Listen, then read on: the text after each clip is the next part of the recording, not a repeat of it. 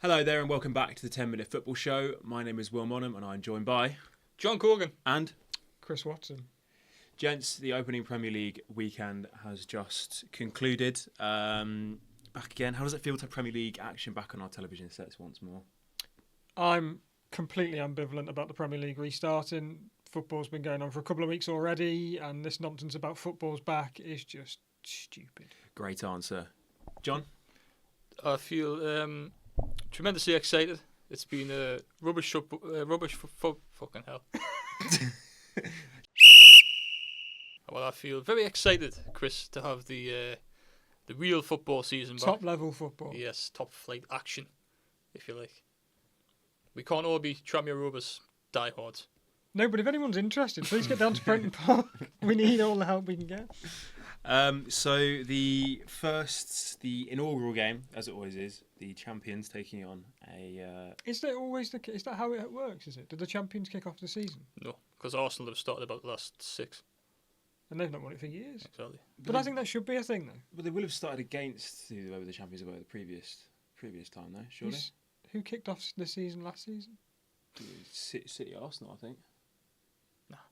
Oh, it was United, wasn't it? It was. It was because Xerxes scored the first goal. Yeah, it was United. It was United Arsenal. Okay, they played it the Friday night. No, but they should make that a thing. They should have the champions should kick the season off. Yeah, I agree. I just remember because one season Leicester as well with the following. I think that's when they played Arsenal, actually. So yeah. Well, I stand corrected. Then we just cut that out. So the opening Premier League game, Liverpool versus Bournemouth, the champions taking on quite a plucky little Bournemouth side and winning the game 4-2. Very exciting game. A little bit tetchy at moments. Did you boys watch it? Certainly did. And I thought Bournemouth were actually excellent and really unlucky to not come away from Anfield with a point. I mean, yeah, it's true. It's true. It was a lightning fast start from Liverpool. Then Antoine Semenyo comes and... he was brilliant. He was great. He was absolutely brilliant. Did you watch it, Chris? I didn't see it live because I was eating a mixed grill at the time. But I watched the highlight. It's very nice, actually. Excellent. Yeah, you got plenty, which is always over the mixed grill, I find. It was very nice, though. Thanks for asking. No, I didn't see it live, but I watched the highlights, and I think it played out probably as everyone expected with this sort of new look Liverpool side. You know, they had. I mean, if you look at the 11 that started the game, there were essentially 2 defensive players playing for Liverpool. I mean, it's very, very attacking. Szoboszlai and McAllister are not defensive midfielders, proper defensive midfielders.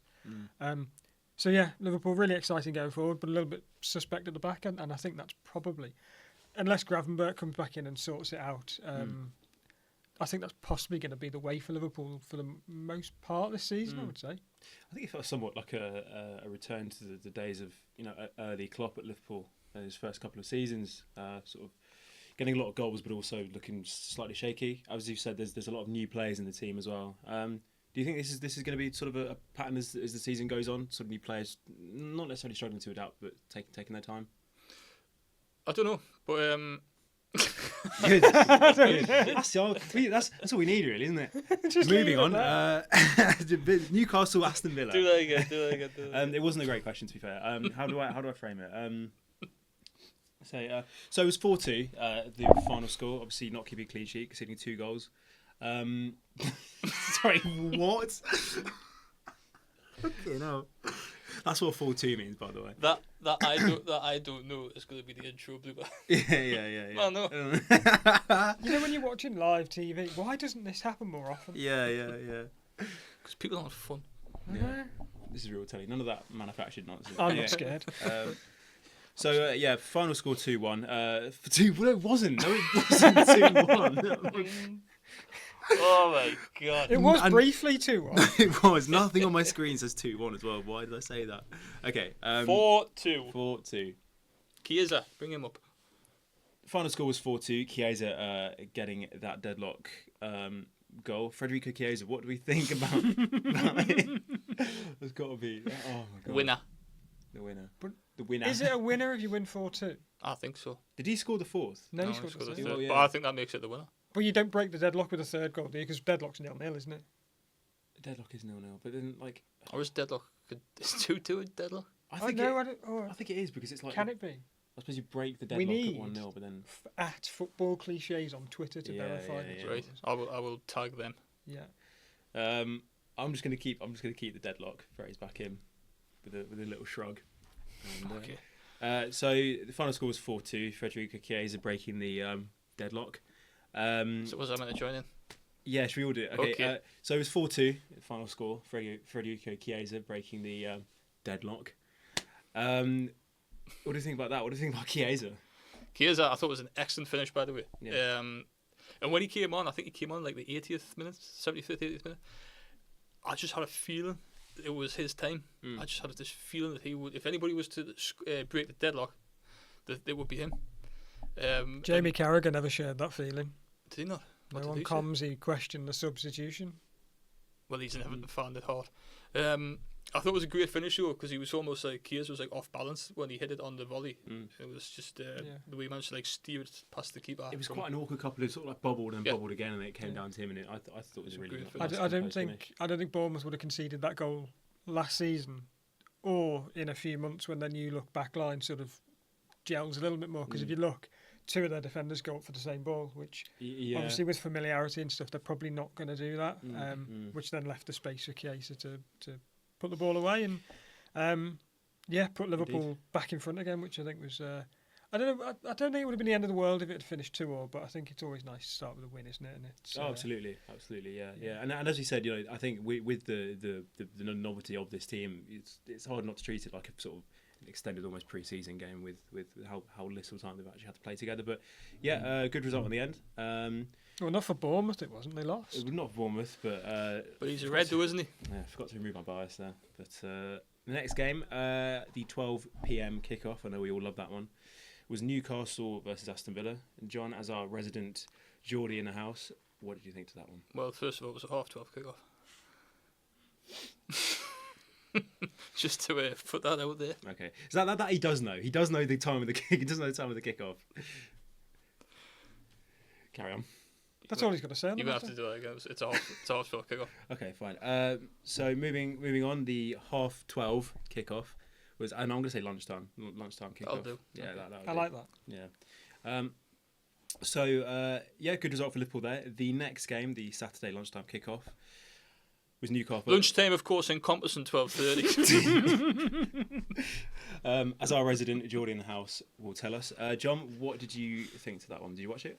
Of course. And I thought Newcastle United played. You watched it in Newcastle, didn't you? I did, yeah. Does it get more Geordie? I don't think it does.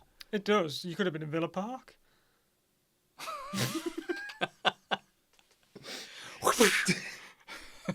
Sit down. Okay. This is nonsense, isn't Okay. it? This is just...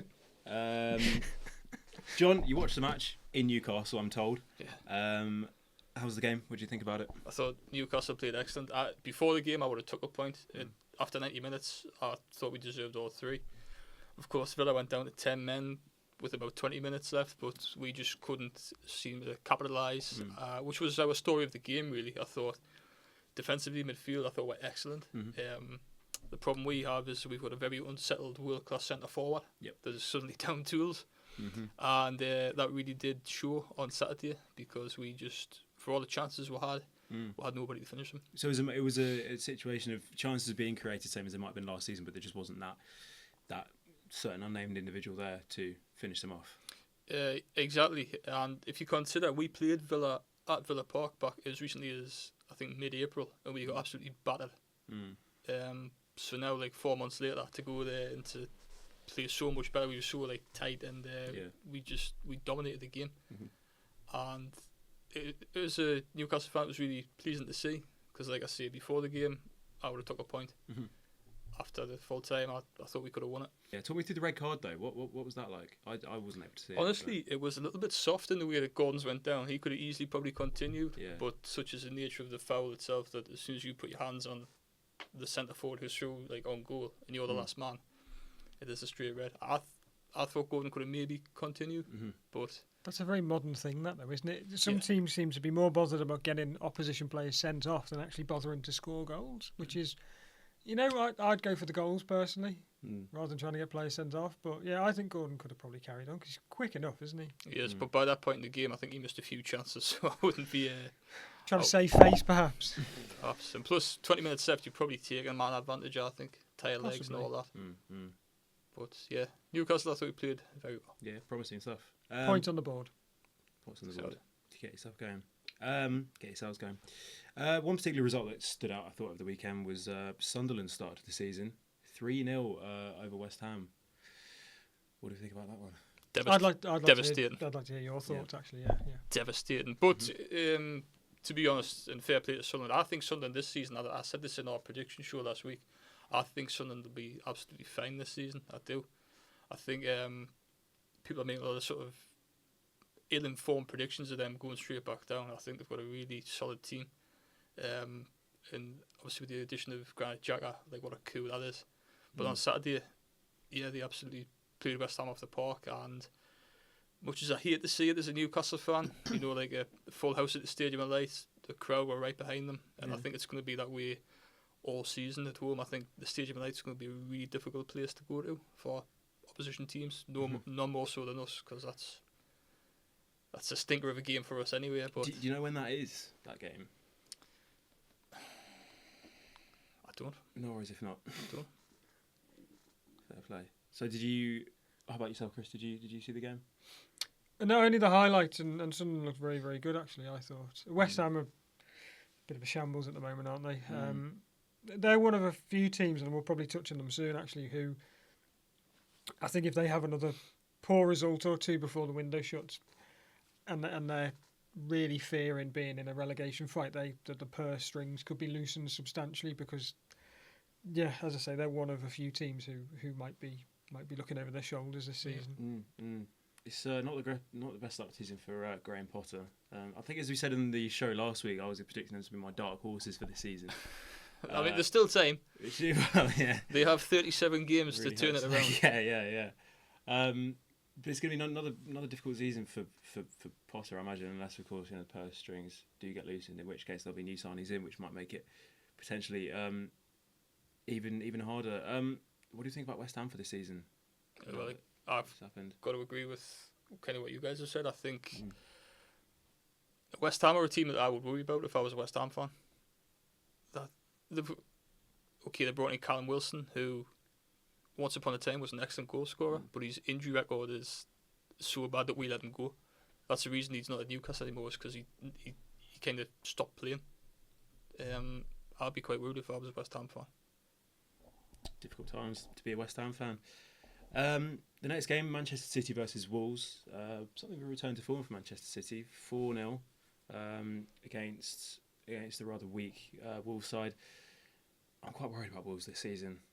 I'm really not sure about their credentials in the Premier League. Well, we this said season. last week, didn't we? I think we had them down as a relegation team, and They've lost some really important players, haven't they? Listen, I mean, getting battered at home to City, it happens. Sure. It happens to a lot of teams. So I'm not immediately writing them off, but yeah, They need to replace the output of yeah. Aït-Nouri and Cunha at the very least, and It's quite a gap, isn't it? they haven't done that yet, have they? They're another one of those teams, along with West Ham, who we just mentioned, who might, if they have another poor result next weekend, think we need to get some bodies in here. Indeed.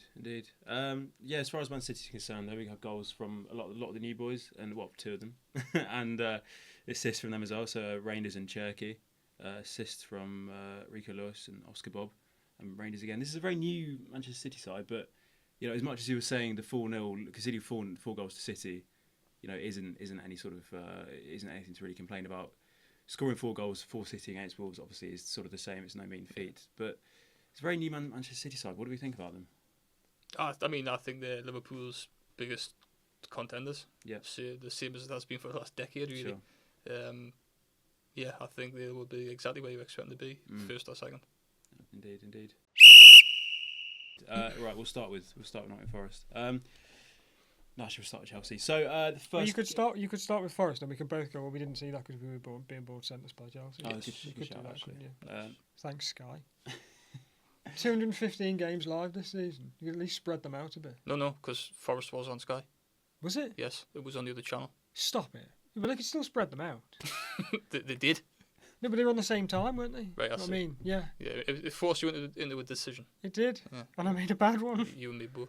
That decision was Nottingham Forest. Well, that decision was Chelsea 0, Crystal Palace 0. That was the game you saw. It was. I'm assuming. What were your thoughts on that one? Yeah, obviously Chelsea have had this Club World Cup adventure, which they obviously won. Which is a farce, by the way. Mm. I refuse to acknowledge them as world champions. Yeah, well, you sent a message after the result saying that Palace are now joint world champions. If that's how they're going to play it, that's how I'm going to play it. Well, you see, now I looked up. There's the unofficial world champions in international football, Yeah. which is so whoever's the world champions, the next team that beats them becomes the unofficial world champions.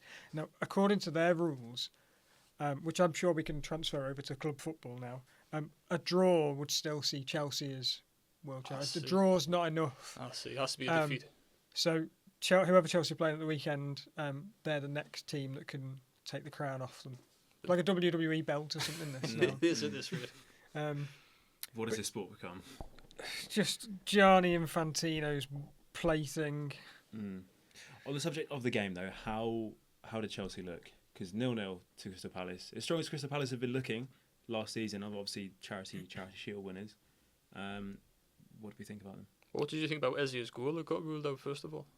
Well, as is the way with as is the way with something like that, you immediately go onto Twitter, don't you? Yes, X, of sorry, course. Elon. You seek out the outrage. And I saw someone had found a goal of a similar goal from the season before, which hadn't been penalised, which is often the way, isn't it? Some things get given and some things don't. But it is one of the most sort of pedantic reasons to chalk a goal off, really, isn't it? Oh, you were standing too close to the wall. We can't give that goal. Mightily unlucky. My bigger concern for if I was a Chelsea fan would be Sanchez probably still should have saved it. I know he gave it a right good belt, but even so, it was relatively Can we not straight let out. him off? The sun was very much in his eyes. If you want to hear his dad or Probably old enough. yeah. You don't see keepers wearing caps very often anymore, do you? It's Don't. one thing I noticed It's a in the, lost art, the Will. community shield. The Palace goalkeeper was wearing a cap, and I was watching on telly, and I was like, you know what, good.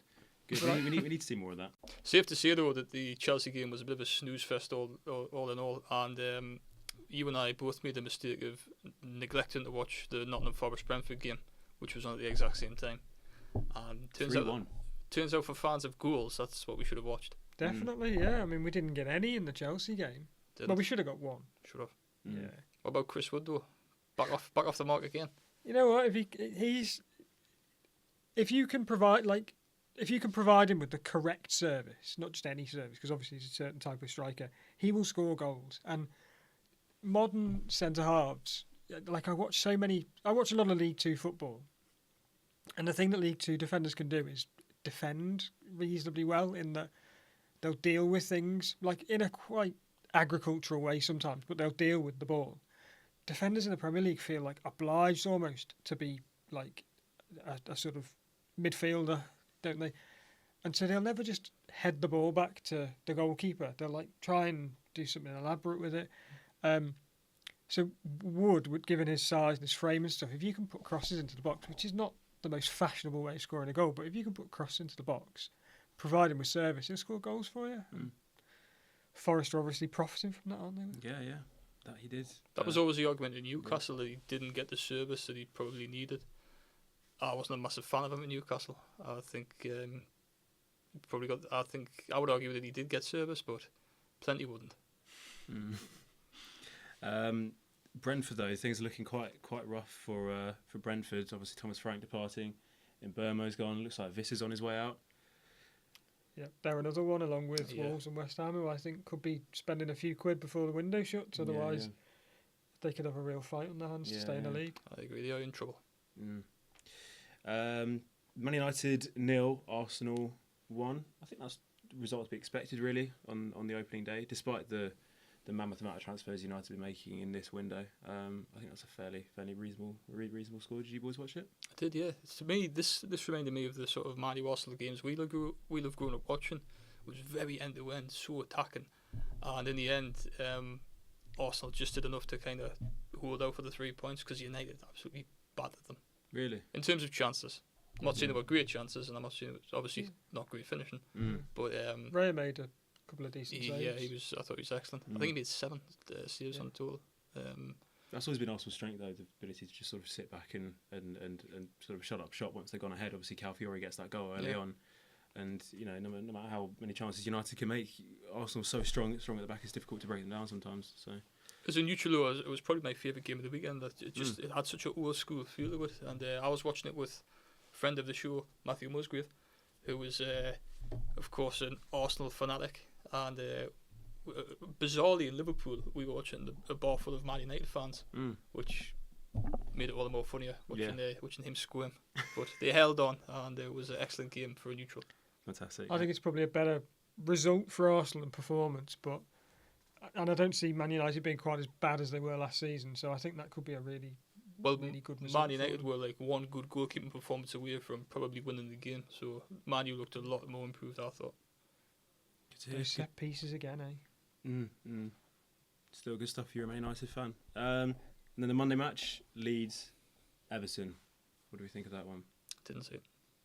It was a late winner. I think it was a penalty. Yeah. It was at the end. Somewhat of a controversial decision, I'm told. Yeah, it was in that he sort of leant towards a shot.